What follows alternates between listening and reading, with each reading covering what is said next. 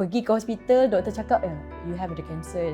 Macam saya sendiri akan tergamam dan dalam pemikiran saya akan fikir, mati ke ni? Betul tu, saya pun pernah terfikir, nak mati dah ni. Agaknya, ialah macam, betul. Jadi saya fikir macam masa nak banyak ni. Saya siap buat wasiat. Lift your dreams way up high.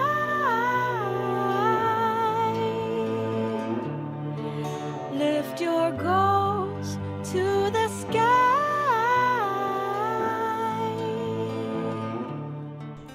Assalamualaikum, salam sejahtera dan salam Malaysia Madani. Bertemu lagi kita untuk siaran kongsi kisah yang mana pada episod kali ini kita bawakan episod yang sangat istimewa bersempena dengan Hari Kanser Sedunia. Jadi bersama dengan saya Syairah Harish dan ditemani dengan salah seorang kita katakan tetamu istimewa, tetamu undangan kita hadir ke studio iaitu Puan Naliza Farul Rozi yang merupakan naib Presiden Persatuan Kebajikan Kanser Payudara Malaysia atau lebih mesra dipanggil Breast Cancer Welfare Association Malaysia. Apa khabar Puan Nel? Assalamualaikum Syairah. Khabar baik. Terima kasih Syairah. Apa khabar? Alhamdulillah. Alhamdulillah. Kita panggil Kak Nel lah kan lebih mesranya? Ya, panggil Kak Nel. Okey Kak Nel. Jadi topik hari ini kita bawakan tentang kanser. Sebab kita pun sedia maklum yang mana 4 Februari adalah merupakan Hari Kanser Sedunia. Betul. Jadi Kak Nel kan, kalau macam kita nak katakan yang mana saya faham Kak Nel juga adalah merupakan salah seorang kita kata cancer survivor, breast cancer survivor. Jadi kita nak bawakan pengalaman Kak Nel sendiri tu ke dalam studio untuk kita berkongsi kisah yang mana mungkin boleh dimanfaatkan kepada mereka para penonton yang sedang menonton sekarang ini. Jadi saya terus kepada persoalan yang pertama lah sebenarnya. Jadi kalau kita ikutkan Kak Nel kan, kalau macam saya orang muda yang mana kita belum menginjak pada 30 lagi kan. Jadi kita panggil muda lah. Muda tu, sangat muda. Jadi bila kita muncul persoalan dekat saya yang mana bila sebut pasal kanser kita tahu banyak kempen. Banyak kempen kesedaran tentang kanser. Tapi yang menjadikan sebagai orang muda seperti saya ni, saya rasakan ambil mudah tentang kanser yang mana kita sedia maklum kanser ni orang muda, orang tu pun boleh berlaku. Betul. Cuma saya masih rasa kurang ambil tahu tentang kanser dan rasa ambil mudah sebab kita tahu 19 daripada Malaysia salah seorang akan mudah mendapatkan kanser, akan mendapatkan kanser. Jadi benda tu mungkin kalau ikutkan kedudukan keluarga saya tak ada kanser. Dan kalau kita tengok ahli orang sana, kenalan saya ada kanser, mungkin dia kanser saya tak akan dapat kanser. Jadi sebenarnya bila kita nak fahamkan sesetengah mentaliti mereka yang sedang menonton ataupun mereka orang-orang yang muda ni, kita nak fahamkan yang kanser ni adalah sebuah penyakit yang tidak mengira umur. Jadi mungkin pendapat Kak Nel sendiri sebagai salah seorang cancer survivor juga, mungkin macam mana Kak Nel sendiri diagnose ataupun pertama kali diagnose untuk cancer, breast cancer tu sebenarnya? Okey, saya didiagnose dengan HER2 positif breast cancer pada bulan Februari tahun 2020 ya, just before the MCO. Betul. Right. Sebenarnya saya pun tak sangka yang saya kena kanser payudara. Dia sebenarnya bermula dengan rasa sakit di bawah ketiak. Saya kerja saya sebelum ni banyak travel untuk deliver training. Saya akan travel ke Melaka dan Kuantan lah setiap minggu. Jadi saya ingatkan saya rasa macam penat muscle pain. Jadi saya pun buat tak tahu je lah. Tapi dia lah jadi macam sakit. Jadi saya pergilah jumpa doktor. Dan saya pergi jumpa GP lah kan. Selalunya kita jumpa GP sebelum GP akan refer kalau ada apa-apa masalah kan. Bila jumpa GP dia kata ni tak ada apa-apa lah, inflammation je. Jadi saya pun okey lah, relax je lah, inflammation kan. Dia bagilah ubat inflammation. Dia kata kalau 2 minggu tak okey lagi dan baru datang balik jumpa dia. Jadi tapi sebelum 2 minggu tu, I think seminggu lepas tu saya ada sakit lain pula. Saya ada sakit perut yang sangat acute. Saya terpaksa masuk emergency dan rupanya saya kena ulcer. Dan buat prosedur lah untuk ulcer. Jadi dah alang-alang saya dekat hospital. Jadi saya tanyalah dengan doktor kan, ceritalah pasal saya dah sakit dekat bawah ketiak tu. Dan doktor tu buat check, dia kata okey, dia kata dia kena panggil breast surgeon. Jadi saya kata breast surgeon, okey. Jadi breast surgeon datang dan check, dia kata puan ini ada macam suspicious lump kita kena buat mammogram dan ultrasound. Ah. So buatlah mammogram dan ultrasound, nampaklah ada lump. Besar juga, dia kata dalam 5.5 cm macam tu. Besar betul. Besar. Besar. Saya terkejut lah kan. Kemudian saya buat biopsi dan confirm memang tu kanser. Jadi kita faham lah kan. tergamam lah kan. Ya, betul. Kanser. So macam kata, okey, saya rasa macam yalah, walaupun dalam keluarga saya, makcik saya ada pernah kena kanser kan. Dan dia masih survive until now, ya. Alhamdulillah. 40 tahun dah. Tapi saya tak adalah menjangkakan saya akan kena kanser dan ketika tu saya belum 50 pun lagi kan. Saya 49 tahun masa saya kena kanser kan. Jadi dan saya rasa saya dah menjaga pemakanan dan walaupun saya tak adalah atletik tapi saya aktif lah. Jadi saya tak sangka lah kan. Dan pemakanan saya jaga, saya hampir setiap minggu saya akan 1 atau 2 hari saya vegetarian. Betul. Kan? Jadi memang tak diduga. Tapi bila dah kena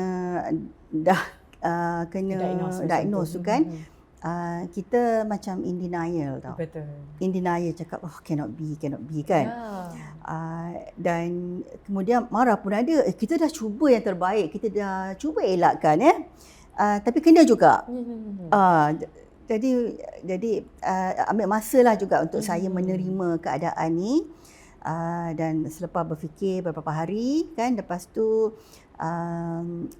beras surgeon memang sarankanlah saya kena buat mastectomy. Sebab lump tu 5.5 cm dan saya dia merangkumi hampir ke semua payudara saya. Jadi memang kena buang semua. Jadi saya cakap, alamak, saya dah cuak lah dengar kan, saya nak kena buang seluruhnya kan. Dan ibu saya, arwah ibu saya pula cakap jangan buang. Jangan buat rawatan pergi hospital kan. Sebab dia kata buat dekat alternatif saja. Buat alternative treatment saja, dia katakan. Tak payah buat tak perlu hilang payudara sebab dia kata nanti takut husband pun tinggalkan dan dan tak perlu buat kemo, dia kata sebab kemo tu menyakitkan apa semua. Jadi saya ambil keputusan untuk pergi bertanya dengan cancer survivor, kawan-kawan cancer survivor yang ada, dan selepas mendengar pandangan diorang dan saya rasa lebih confident untuk buat treatment dekat hospital. Jadi saya teruskan buat mastectomy dan saya teruskan dengan rawatan kemo. Kita simpan bahagian rawatan alternatif tu sebab itu sangat topik yang sangat menarik sebab banyak kali kita dengar. Alright. Jadi berdasarkan apa yang Puan ceritakan pengalaman Puan kan, saya ni balik yang mana Puan kata pertama kali Puan didiagnose tu Puan tergamam. Sebab kalau saya sendiri Puan didiagnose pada usia, sebab kita tak kira usia sebenarnya benda ni. Kalau saya sendiri diberi pengalaman untuk menghidap kanser, pergi ke hospital, doktor cakap you have the cancer. Macam saya sendiri akan tergamam dan dalam pemikiran saya akan fikir aku mati ke ni? Aku mati ke ni? Itu adalah pertama kali yang datang dan terlintas dekat fikiran saya. Jadi macam Puan sendiri tergamam satu. Apa lagi perasaan yang membelenggu di fikiran Puan semasa didiagnose? Betul tu, saya pun pernah terfikir nak mati lah ni.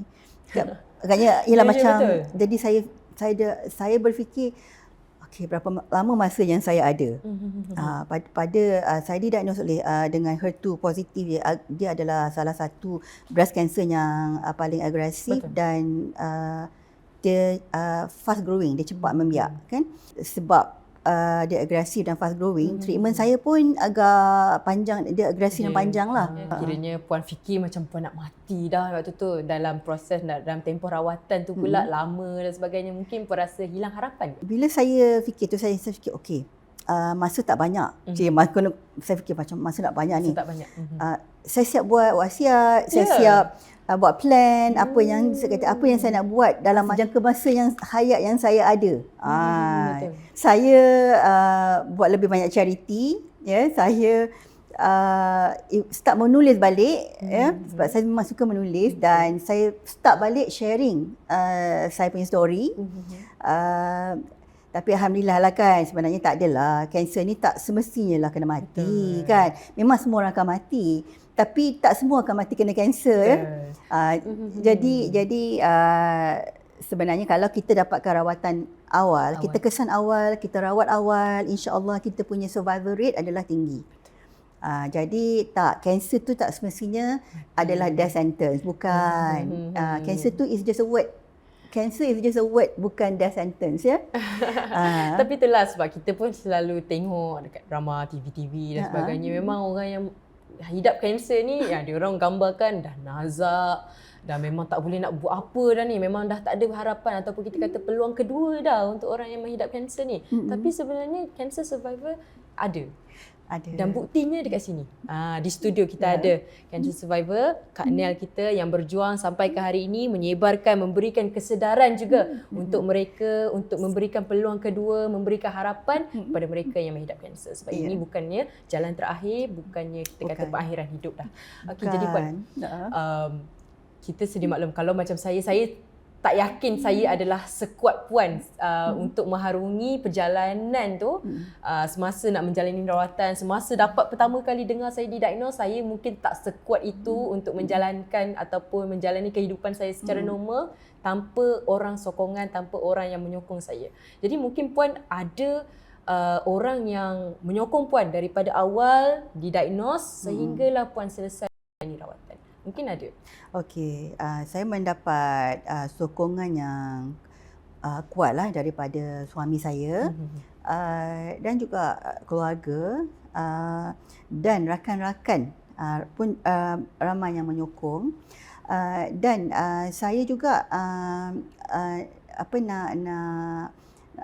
nak share lah ya, sokongan daripada rakan-rakan seperjuangan yang juga mengidap kanser adalah sangat penting ya, sebab orang yang kena kanser je tahu apa yang orang kena kanser lalui. Betul. Kalau macam saya, orang kena kanser, kita macam be strong, you can do it, you can do it. But then you are the only one yang merasakan benda tu. How can you nak adapt dengan that kind of ni. Tapi dengan orang yang seperjuangan mungkin dia orang boleh share. Dia orang kata, oh you kuat, kita boleh dan sebagainya. Mungkin yang tu adalah semangat untuk Puan. Okey. Kebetulan masa saya kena kanser tu, mula-mula diagnose, dia declare MCO.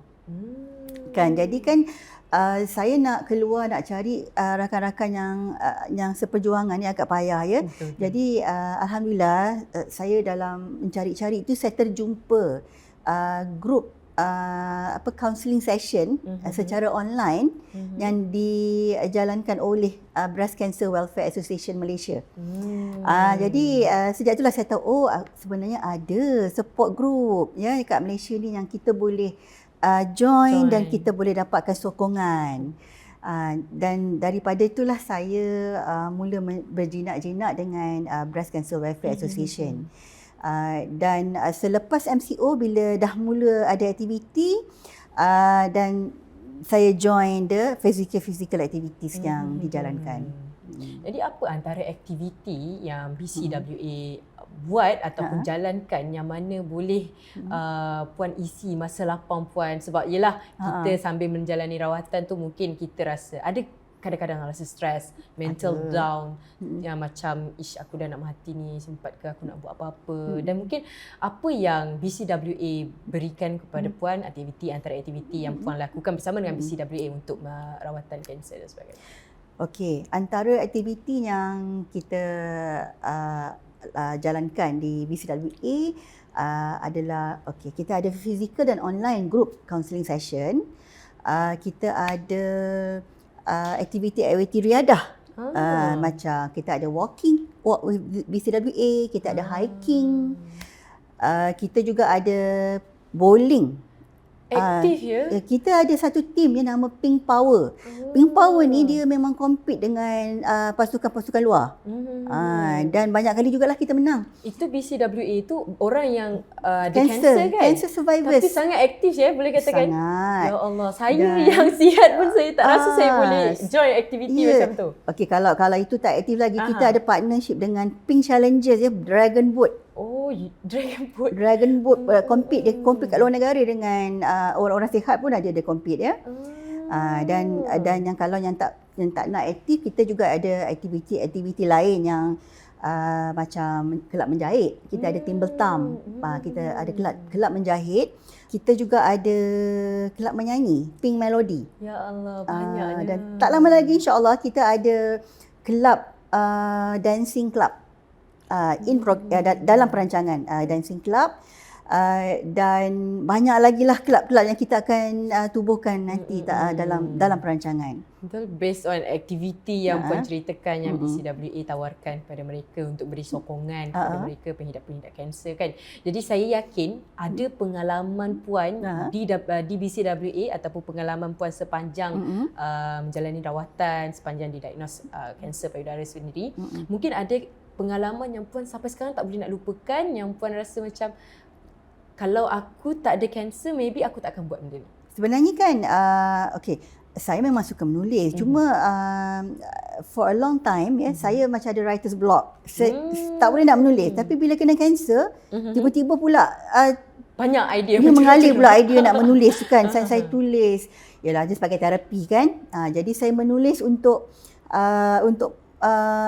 menenangkan diri, untuk meluahkan, untuk ni kan. Jadi saya banyak tulis dekat social media lah ya, dalam Facebook, dalam Instagram ya.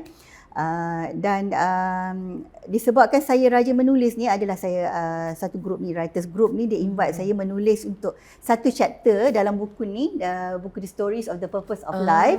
The Story of the Purpose of Life. Life. Tajuk dia saya tulis Do What You Can While You Can. Ya, sebab yalah, kita tak tahu berapa lama masa kita ada ya, walaupun kita dah sembuh sekalipun, tapi setiap manusia ni ada timeline ya. Kita ada expiry date. Betul. Jadi dalam from here to there kan, kita kena fikirlah apa yang kita nak tinggalkan, legasi apa kita nak tinggalkan untuk mereka yang masih tinggal lagi, yang masih hidup kan. Itulah antara coretan daripada Kak Nel kita kepada mereka yang tak tahu lagi apa tujuan hidup dan sebagainya. Mungkin boleh dapatkan the stories of the purpose of life, yang mana ada chapter yang mana Kak Nel sendiri tulis sepanjang rawatan, sepanjang pengalaman beliau menghidap kanser payudara sebenarnya. Jadi Kak Nel, kita berbalik kepada rawatan kanser sebenarnya.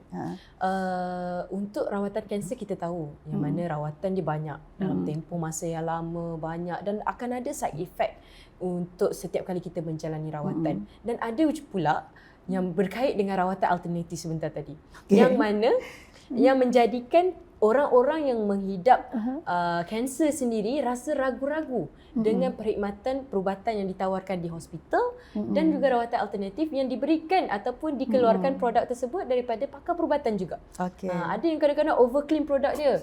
Sunscreen saya ni boleh elak kanser. Ada juga yang mengatakan minum air ni boleh elak kanser. Dan benda ni mempengaruhi mereka yang daripada golongan yang kita kata berusia lebih. Berusia macam contoh daripada tahun 50-an, 60-an yang mana belum didedahkan dengan betul-betul saintifiknya mana datangnya kanser ni, diorang mungkin akan terpengaruh dengan apa yang diorang lihat di sosial media tentang iklan tersebut. Jadi apa pengalaman Kak Nel tentang rawatan alternatif dan apa pendapat Kak Nel tentang rawatan alternatif itu sendiri? Okey. Macam saya cerita tadi kan, arwah mak saya kan, dia percaya kepada rawatan alternatif. Dia sebenarnya dia telah didiagnos, dia mendapat kanser lebih awal daripada saya, tapi dia sorok ya. Dan dia membuat rawatan alternatif secara senyap-senyap. Dia sorok dan kemudian masa dia sakit, masa hospital, baru kita tahu dan dia sebenarnya dah ada kanser. Dan dia memang menolak untuk buat rawatan hospital. Ya. Tapi bagi saya lah ya, sebab rawatan di hospital dia dah proven, dia dah terbukti. Dia punya success rate. Ya. Jadi bagi saya lebih memilih untuk melakukan sesuatu yang dah ada bukti saintifik, kan? Jadi kalau rawatan alternatif ni ikut nasib lah kan. Ikut nasib Jadi saya pun tak boleh nak ulas panjang tak boleh nak ulas sebab pasal ni rawatan kan. alternatif ni kadang-kadang ada yang proven, ada yang tak proven juga sebenarnya. Tapi dia tak konsisten. Tak konsisten. Itu yang kita nak beritahu kepada masyarakat yang menonton. Sebenarnya lebih baik kita diagnose kita punya kanser tersebut kepada mereka daripada hospital dan mendapatkan perubatan rawatan daripada hospital sendiri, sebab itu lebih ni lah. Dan penting untuk kita follow through treatment plan yang doktor dah tetapkan. Sebab mana-mana rawatan lah kalau kita tak ikut treatment plan, dia rawatan tu tak complete lah. Betul. Kan? Jadi kita ikut treatment plan yang onkologis kita dah tetapkan. Itu sangat penting. Betul. Saya ada pengalaman juga berdepan dengan salah seorang cancer survivor. Bukan cancer survivor, dia pengidap kanser. Okey. Dia adalah kawan baik kepada mak saya. Okey. Jadi saya pun baik dengan dia. Pada umur saya 7 tahun, saya ada aksiden.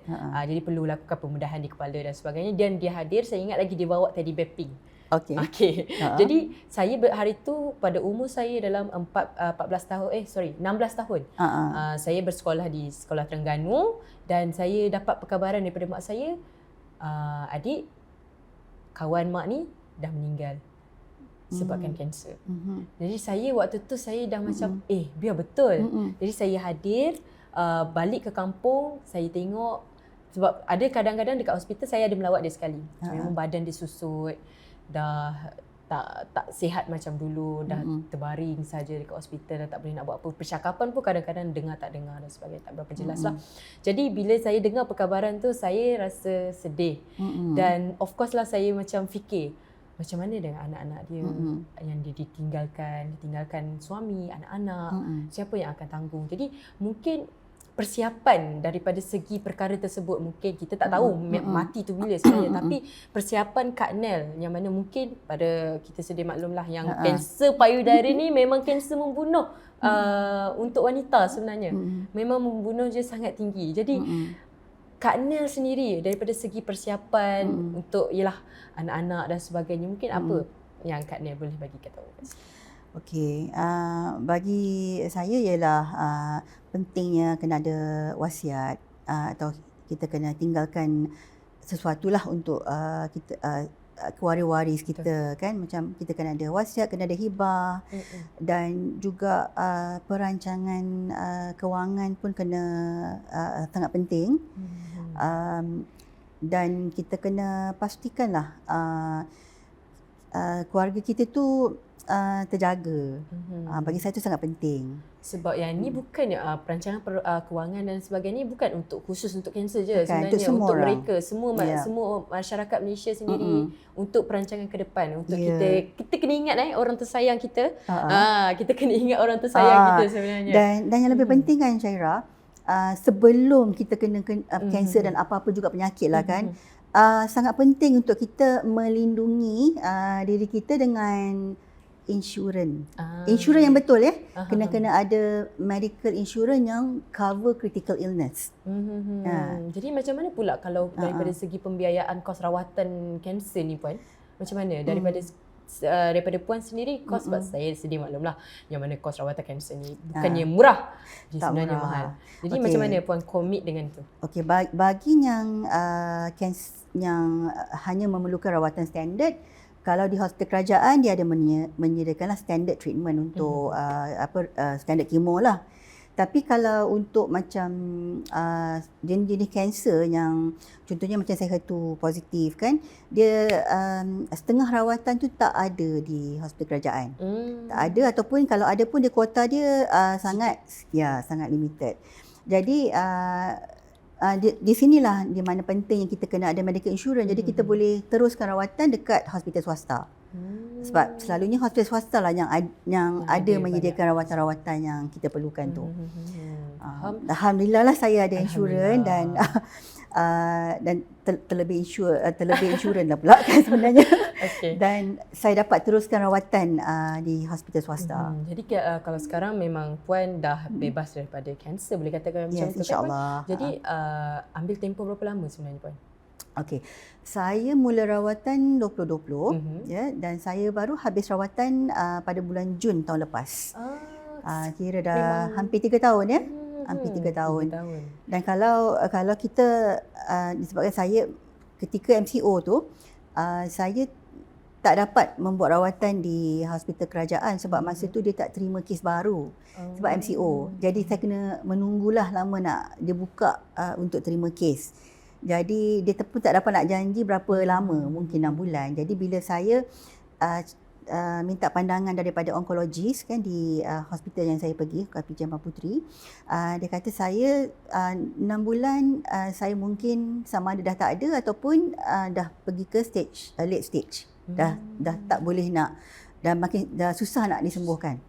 Jadi nasib baiklah ya, saya dapat meneruskan rawatan. Okey, jadi Kak Nel selepas habis treatment bulan Jun, Yes. apa yang Kak Nel rasa selepas bebas daripada kanser payudara? Rasa lega sangat. Lega sebab sebab rawatan dia mahal. Jadi kita punya aliran kewangan ni asyik selalu keluar je kan. Sebab dalam 3 tahun tu saya rasa di private dalam easily lah lebih pada 400,000. Ya. Boleh beli rumah lah tu. Ya, betul. Ada orang yang terpaksa jual rumah. Ya Allah. Kalau tak ada Itulah insurans lah kan. kesusahan. Sebab itu kesedaran ni penting. Kalau kita cegah lebih awal, mungkin tempoh rawatan lebih singkat dan mungkin daripada segi survival rate pun lagi tinggi. Ya, betul. Kita tak perlu keluarkan sampailah beratus-ratus ribu dan sebagainya kan. Jadi daripada segi kita katakan tadi Kak Nel dengan BCWA kan. Jadi kalau sekarang ni masih lagi dengan BCWA dan kegiatan ataupun aktiviti yang melibatkan orang tu, sebab saya nampak ada kit kat sini. Saya tertanya-tanya apa kandungan dalam ni sebenarnya? Antara perkhidmatan yang BCWA tawarkan kepada pesakit-pesakit kanser yang terutama yang baru lepas menjalani pembedahan mastektomi ataupun lumpectomy, kita akan kunjungi pesakit lepas dia punya pembedahan. Kita akan bawa di kita panggil ni comfort kit. Comfort kit. Dalam comfort kit ni kita ada buku dipanggil Pesanan Harapan. Ada 2 bahasa, so dia boleh pilih lah. Pesanan Harapan ataupun Message of Hope, dan kita ada juga dalam versi Mandarin, cuma saya tak bawa hari ni. Dan selain daripada itu kita ada bawa stress ball. Itu yang menarik. Stress ball ni sebab lepas pembedahan kita still kena movekan tangan kita supaya aliran darah ni lancar, dan juga untuk mengelakkan limfedema membengkak. Dia boleh bengkak kan. Jadi kita ni, dan bila kita kat hospital kita stres juga kan, ataupun ketika dalam zaman kita stres kita pun gunakanlah stress ball ni. Dan untuk yang kena mastektomi, bila pesakit itu keluar daripada hospital, kadang-kadang dia mungkin rasa segan sebab sebelah dah tak balance kan. Jadi kita akan berikan ni temporary prosthesis. Jadi dia untuk menggantikan payudara lah sementara untuk dia keluar daripada hospital tu kan. Jadi saya dimaklumkanlah sebentar tadi kita cicak dekat luar tadi kan. Yang mana comfort kit ni dan juga peralatan-peralatan yang ada yang dalam ni semuanya adalah disediakan BCWA daripada kegiatan aktiviti menjahit dan sebagainya. Betul kan? Betul. Yang ini temporary prosthesis ni dijahit oleh Timble Thumb, kelab menjahit kita. Memang orang kata diajar lah dan sebagainya untuk membuat inisiatif sebegini. Betul. Memang menarik sebenarnya sistem sokongannya daripada Kak Nel sendiri. Yang ini kita bawa kepada pesakit percuma. Percuma. Jadi kalau mereka baru saja habis rawatan dan yang sebagainya tu boleh dapatkan comfort kit ni. Ya, terutama yang lepas mastektomi. Faham. Jadi Kak Nel, saya tertarik dengan yang mana kita katakan sokongan sebentar tadi kan, yang mana Kak Nel dengan BCWA dan ada juga sokongan daripada suami dan sebagainya. Jadi Kak Nel, saya nak tanya tentang bagaimana mental Kak Nel selepas didiagnose dan sekarang ni. Macam mana perkembangan mental Kak Nel sendiri? Okey ke? Rawatan kanser ni kan dia memang sangat cakap apa? Menatkan. Penat adalah memang tak selesa kita ada sakit-sakit badan sana sini, dan kita akan ada yang muntah-muntah lah, celik-berit dan gugur rambut lah. Bukan gugur saja rambut bulu kening apa semua gugur kita tak ada rambut langsung. Dan kita penat. Memang kepenatan dia, saya nak gambarkan kepenatan yang terlampau memang terlampau penat. Dan panas badan pun panas kan. Jadi itu antara side effect yang saya sendiri lalui lah untuk cope saya mendapatkan khidmat daripada clinical psychologist, psikoterapi. Jadi saya rasa dia sangat membantu dari segi untuk menangani emotional meltdown. Ialah kita juga memang ada rakan-rakan seperjuangan untuk bagi emotional support, dan juga group counselling tu memang sangat membantu untuk emotional support. Itu tapi dalam group setting tapi kita juga perlukan sokongan profesional dalam kita menjalani rawatan. Jadi ini saya rasa sangat membantu dalam kesihatan mental. Jadi Kak Nel, kita kan kaum wanita yang memang fitrahnya lemah lembut sebenarnya Kak Nel. Jadi ada kadang-kadang fasa yang mana kita meltdown, kadang-kadang kita perlukan sokongan dan sebagainya. Dan juga macam mana untuk kita, kadang-kadang orang persuade sikit, you buat rawatan alternatif ni pun kadang-kadang kita dah mudah terpengaruh. Sebenarnya itulah wanita sebenarnya. Ramai yang approach. Jadi mungkin Kak Nel sendiri kan berpengalaman yang mana ada orang approach Kak Nel untuk dapatkan rawatan, dapatkan teh ke, uncang ke untuk rawatan kanser. Banyak sebenarnya. Ada yang jus lah, kata jus ni boleh menyembuhkan kanser, tak perlu buat kemo. Jus tu mahal juga tu, RM700 sebotol tu. Wish. Jadi macam mana Kak? Untuk seminggu je tu kan. Tapi saya tetap dengan pendirian saya dan saya nak saya cuma hanya fokus kepada rawatan hospital. Jadi saya pun sarankan jugalah kepada kawan-kawan lain kan, fokus kepada rawatan hospital saja. Jangan campur-campurkan. Kalau kita nak untuk sebagai sokongan, kita boleh dapatkan complementary therapy, bukan alternatif, complementary therapy. Contohnya fisioterapi, ataupun lymphatic therapy dia lymphatic therapy ni untuk kita drainkan kita punya lymphatic system, keluarkan toksin kan, kita dah buat kemo kan, jadi dia keluarkan ada toksin-toksin tu. Jadi antara complementary therapy yang diterimalah dari segi perubatan sebenarnya itu adalah fisioterapi dan lymphatic therapy. Ada jugalah some other therapy yang mungkin saya ni tak tahu, tapi yang saya sarankan pilih yang mana dia tak konflik dengan rawatan kita. Jadi kita pun dah nak sampai ke hujung rancangan sebenarnya Kak Nel kan. Jadi sedih sebenarnya sebab topik ni sangat ni sebenarnya dia dekat dengan saya sebab saya muda lagi, jadi saya takut Saya takut. Sebenarnya kan. Jadi macam mana nasihat Kak Nel untuk mereka yang golongan muda ni macam mana? Jangan tunggu sampai umur 30-40 untuk buat check. Sekarang ni pun Syairah dah boleh buat check pergi jumpa doktor ataupun breast surgeon untuk buat clinical breast examination. Jadi sebenarnya di BCWA pun kita boleh dapatkan clinical breast examination secara percuma. Sebab kita ada roadshow. Jadi follow kita punya social media di mana roadshow kita berada. Jadi di roadshow ni memang dapat free clinical breast examination. Kalau di luar mungkin kena bayar lah kan. Thank you so much Kak Nel sudi hadir ke studio. Mungkin sedikit pesanan Kak Nel untuk mereka sempena dengan Hari Kanser Sedunia. Mungkin sedikit pesanan Kak Nel untuk mereka masyarakat di Malaysia tentang kesedaran kanser sendiri. Okay, alright.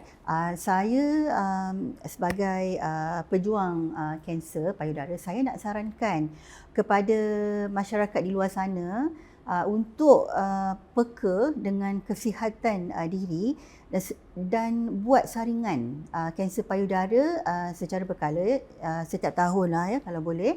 Setiap tahun buat clinical breast examination, dan bagi mereka yang 40 tahun ke atas buatlah mammogram kerana ini penting sebab bila kita kesan awal, kita boleh rawat awal dan kita punya survival rate adalah baik, insya-Allah. InsyaAllah. Terima kasih so much Kak Nel. Sama-sama, hadir ke studio untuk sama-sama kita berkongsi, memberi kesedaran kepada mereka, masyarakat di Malaysia yang menonton kongsi kisah yang mana episod kali ni kita titipkan istimewa untuk Hari Kanser Sedunia. Jadi buat mereka yang menghidap kanser, kita ucapkan semoga selamat menjalani rawatan insya-Allah, dan jangan putus asa kerana masih ada peluang kedua. Boleh hadir ke BCWA juga untuk mendapatkan sokongan mental dan sebagainya.